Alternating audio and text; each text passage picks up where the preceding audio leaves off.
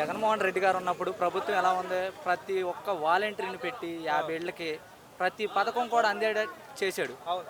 ఇప్పుడున్న ఈ కూటమి ప్రభుత్వంలో వాలంటీర్లు పీకేశాడు. అవును. ఉన్న పథకాలన్నీ కూడా పేరు మార్చుకుని ఇచ్చుకుంటున్నారు. వాళ్ళు ఇచ్చిన పథకం అనేది ఏదీ లేదు. ఉన్న పథకాన్నే పేరు మార్చుకుని ఇచ్చుకోవడం వాళ్ళ బతుకు.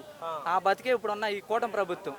పవన్ కళ్యాణ్ చిన్న లాజిక్ చిన్నది ఎట్టుకుని ఎప్పుడో 2017లో జరిగిన ఏదన్నా ఇన్సిడెంట్ తీసుకుని ఇప్పుడు సుగాలి ప్రీతి సుగాలి ప్రీతి సుగాలి ప్రీతి అని మోగాడు.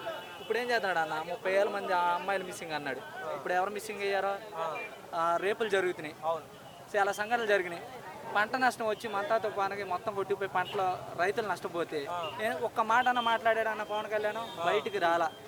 వచ్చి ఇదిగో ఇంత అనౌన్స్మెంట్ చేస్తున్నామని అని కూడా అనలా. అసలు ఏ ఒక్క రైతుకి కూడా ఏమి ఇవ్వాల. ఆయన ప్యాలెస్ లో కూర్చున్నాడు, ఆయన సినిమా షూటింగ్లు పోతాడు. ఇక్కడ ఏం చేస్తాడు, రైతులు నష్టపోయారు, మొత్తం మునిగిపోతేనే ఇస్తామంటున్నారు. ఇప్పుడు జగన్ గారి హయాంలో ఎలా ఉండేదన్న రైతుల పరిస్థితి కానీ? జగన్ గారి హయాంలో నెంబర్ 1 గా ఉంది. జగన్ గారి హయాంలో నెంబర్ 1 గా ఉంది. ప్రతి పథకం వెళ్ళింది, రైతులకి ఎక్కడ ఎటువంటి డోకా లేదు.